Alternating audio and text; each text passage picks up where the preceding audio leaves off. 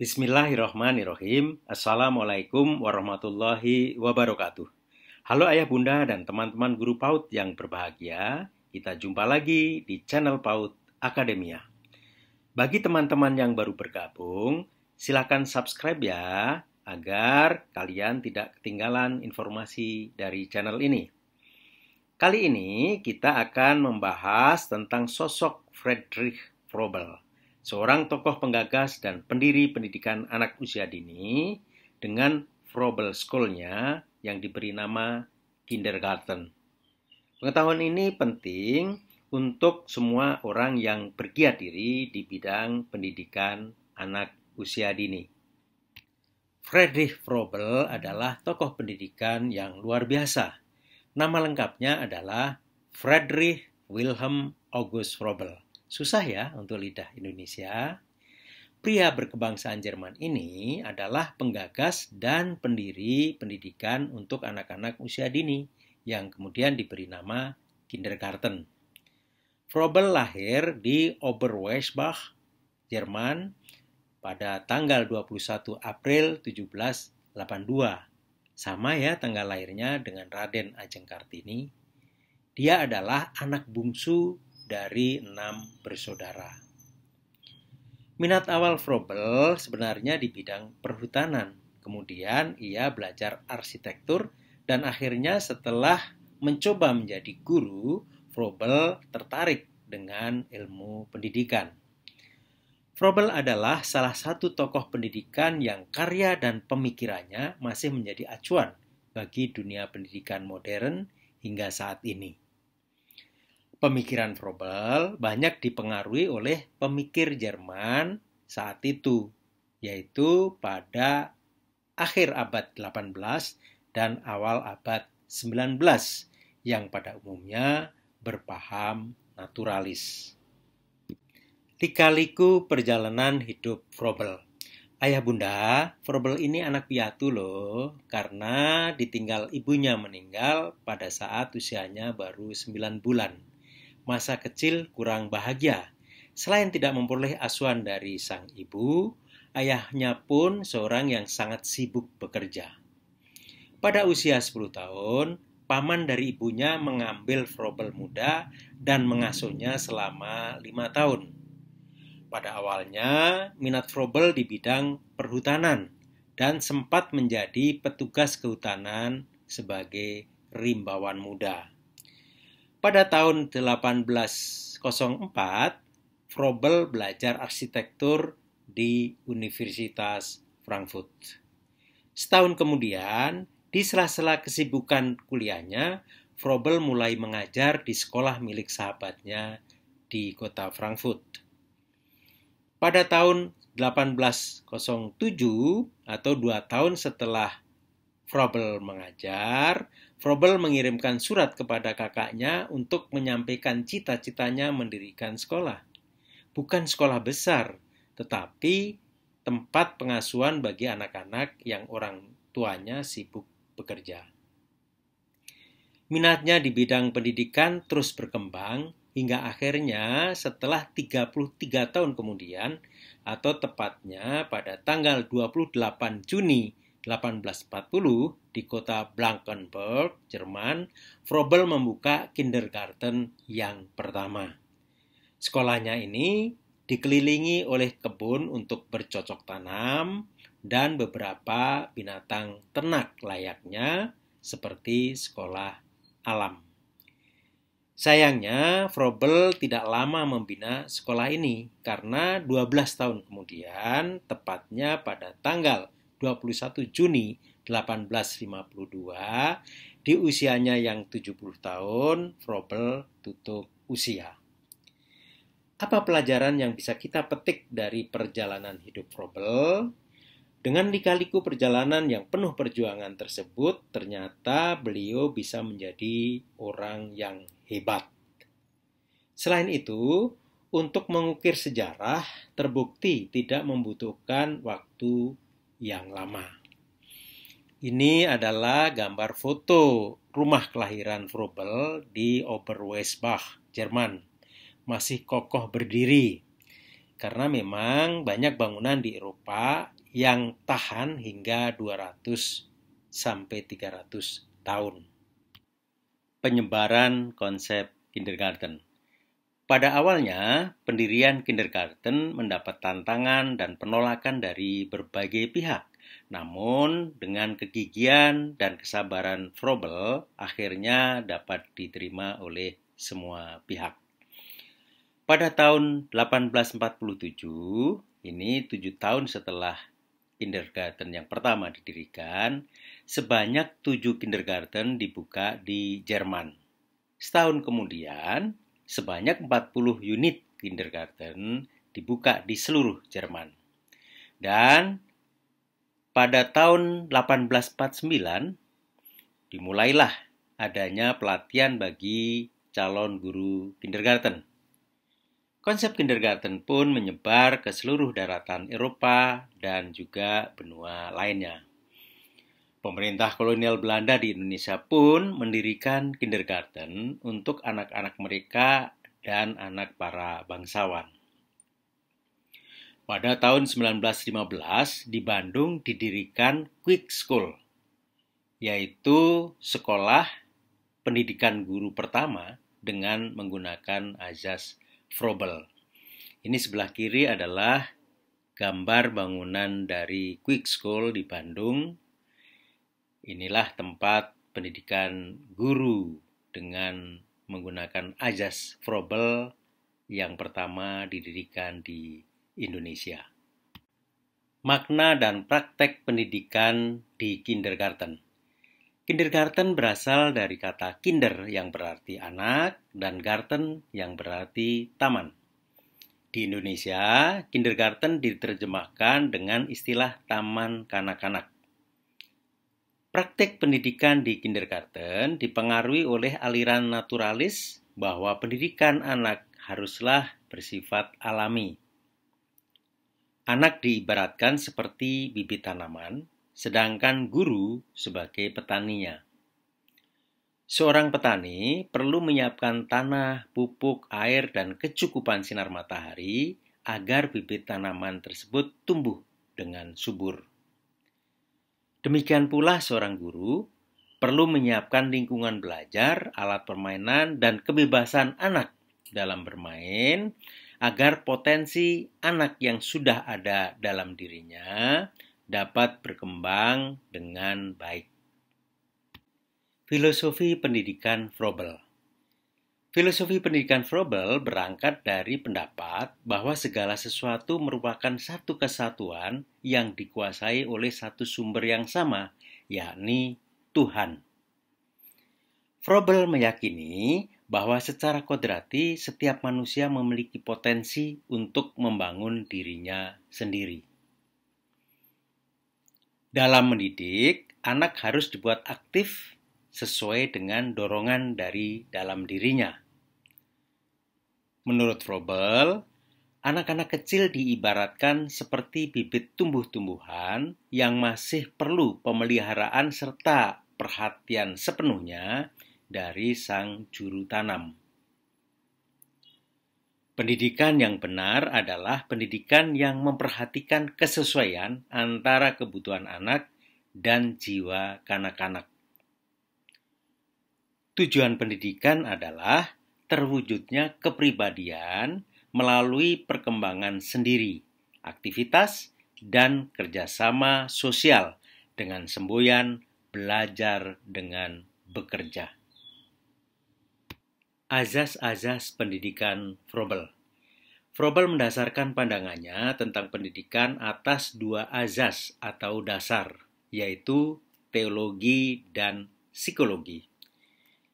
Teologi di sini adalah pengetahuan tentang ketuhanan dan keimanan atau ilmu agama.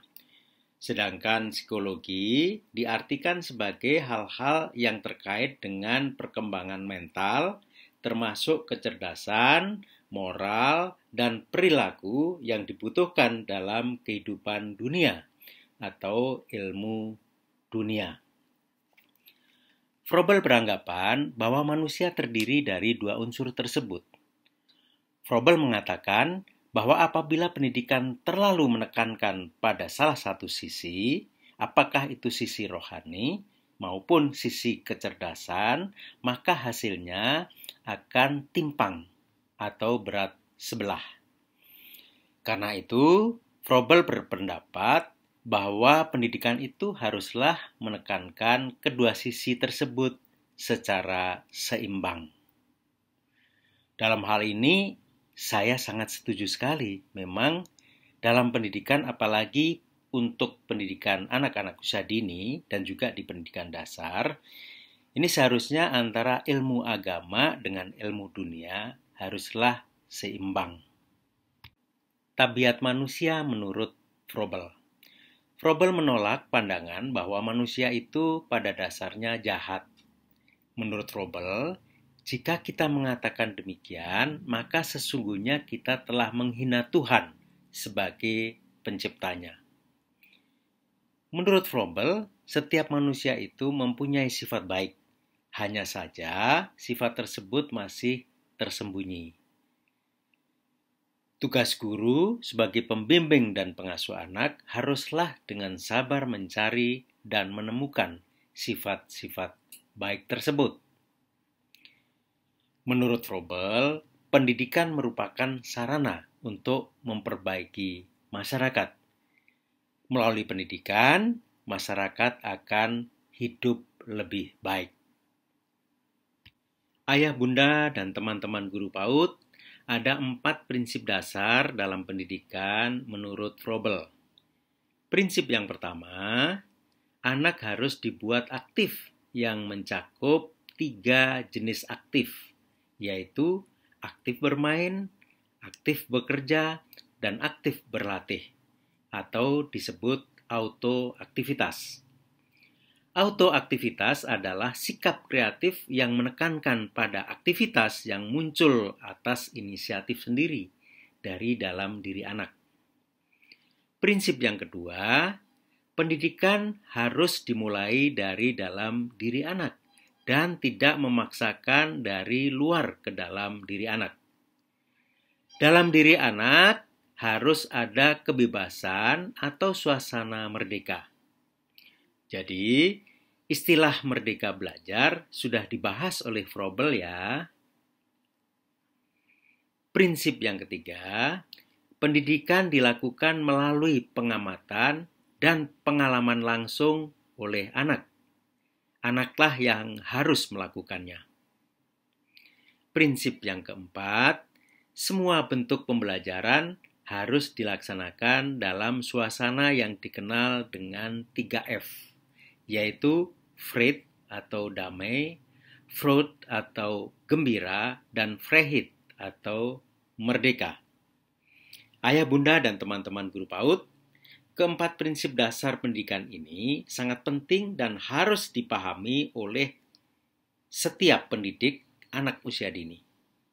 Apakah itu orang tua ataukah guru. Tahap perkembangan anak. Froebel mengelompokkan tahap perkembangan anak ke dalam 3 tahapan, yakni masa bayi, masa kanak-kanak, dan masa anak tanggung. Froebel tidak menyebutkan ketepatan usianya, melainkan hanya memberi label penamaannya. Masa bayi adalah masa ketergantungan anak yang sangat tinggi kepada orang dewasa. Masa kanak-kanak adalah masa di mana anak sudah mulai bisa bicara, berjalan, aktif mengeksplorasi berbagai benda dan mainan di sekitarnya. Sedangkan masa anak tanggung adalah masa di mana anak sudah siap mengikuti pendidikan formal. Saatnya anak mendapatkan pendidikan yang sistematis. Pendidikan anak di setiap tahapan. Froebel menganjurkan agar pendidikan anak dimulai dari hal-hal yang sederhana dan mudah, meningkat kepada hal-hal yang kompleks dan sulit. Pada masa bayi, orang tua dituntut cepat tanggap menolong anak sebelum anak bereaksi marah atau menangis. Membantu anak menguasai bahasa dan komunikasi dengan baik, membiasakan anak berhati-hati dalam bertindak secara bertanggung jawab, dan pelibatan dalam kegiatan ibadah. Pada masa kanak-kanak, pendidikan ditekankan pada materi yang terkait dengan peristiwa dan pekerjaan sehari-hari di keluarga. Membuat kerajinan tangan sederhana, memelihara tanaman dan binatang piaraan, dan memberikan permainan kreatif dalam bentuk gift yang terdiri dari 6 paket gift. Pada anak tanggung, yaitu pada usia sekolah dasar, pendidikan difokuskan pada 4 pelajaran utama, yaitu agama, ilmu pengetahuan alam dan matematika, bahasa dan seni, serta membuat karya seni atau prakarya. Spielvormen. Froebel mengembangkan alat permainan Spielvormen untuk menumbuhkan aktivitas pada anak. Spielvormen adalah permainan membentuk. Spiel artinya permainan dan Vormen artinya membentuk. Spielvormen merupakan bahan-bahan yang belum jadi yang dapat disusun menjadi bentuk-bentuk tertentu. Spielvormen dapat berupa tanah liat, potongan kayu, puzzle atau mosaik, kertas, biji manik-manik, dan lainnya. Spielvormen sangat tepat untuk mengembangkan auditori atau kemampuan mendengar, visual atau kemampuan melihat, motorik atau kemampuan gerak, dan kreativitas anak usia dini. Spielvormen dimainkan anak dengan prinsip autoaktivitas. 6 paket gift. Froebel juga menciptakan paket permainan dalam bentuk gift yang terdiri dari 6 paket mainan. Paket mainan dalam gift disusun dari permainan yang sifatnya sangat sederhana, yaitu pada gift 1, hingga semakin sulit, yaitu pada gift 2, 3, dan selanjutnya hingga gift 6. Dalam perkembangannya, saat ini gift banyak dimodifikasi dan ditambah menjadi paket gift yang lebih beragam. Ayah, bunda, dan teman-teman guru PAUD, berikut ini adalah paket mainan dalam bentuk gift yang dirancang oleh Froebel. Gift 1 berisi 6 buah bola dan tali dari benang wol berwarna merah, kuning, biru, jingga, hijau, dan ungu. 6 buah jarum dan sepotong bilah kayu pendek yang sudah dilubangi. Permainan ini dapat dimainkan dengan berbagai cara sesuai dengan keinginan anak. Gift 2 berisi 3 buah benda dari kayu berbentuk bola, silinder, dan kubus. 3 buah tali untuk menggantungkan, 3 buah tongkat kecil untuk memainkan, dan gawang untuk tempat gantungan. Jika benda tersebut digantungkan, tongkat diselipkan di tali pada posisi di atas, lalu benda tersebut diputar, maka saat tongkat dimainkan ke bawah dan ke atas, benda tersebut akan terus berputar. Gift 3 berbentuk kubus besar yang terdiri dari 8 kubus kecil yang ukurannya sama. Kubus tersebut untuk dimainkan secara bebas sesuai dengan keinginan anak. Jika seluruh potongan tersebut disusun, dapat membentuk kubus besar seperti saat masih ada di dalam kotak penyimpannya. Gift 4 berbentuk kubus besar yang terbangun dari 8 potong balok persegi panjang pipih. Balok tersebut dapat dimainkan menjadi berbagai bentuk sesuai dengan keinginan anak. Jika seluruh balok tersebut disusun menjadi satu, dapat membentuk kubus besar seperti saat masih ada di dalam kotak penyimpannya. Gift 5 berbentuk kubus besar yang isinya terdiri dari 21 kubus kecil, 3 kubus kecil yang dipotong menjadi 2 membentuk prisma segitiga, dan 3 kubus kecil yang dipotong menjadi 4 membentuk prisma segitiga yang lebih kecil. Dengan demikian, isi seluruhnya ada 39 potong. Jika seluruh potongan tersebut disusun, dapat membentuk kubus besar seperti wadahnya. Dan yang terakhir adalah gift 6. Masih merupakan kotak kayu berbentuk kubus besar yang berisi 18 balok persegi panjang, 12 balok persegi, dan 6 balok ukuran kecil. Benda-benda tersebut dapat dimainkan anak secara bebas, sesuai keinginannya. Apabila seluruh benda tersebut disusun menjadi satu, dapat membentuk kubus besar seperti saat masih ada di tempatnya. Ayah, bunda, dan teman-teman guru PAUD yang berbahagia, lantas bagaimana metode pembelajaran yang digunakan dalam kindergarten? Berikut ini adalah penjelasan singkatnya. Dalam pembelajaran, peran guru adalah sebagai fasilitator, bukan pengajar. Anak-anak dibiarkan aktif menggunakan alat permainan Speelvormen sesuai kemampuan masing-masing. Guru mengajarkan nyanyian, permainan, dan macam-macam pekerjaan dengan media Speelvormen.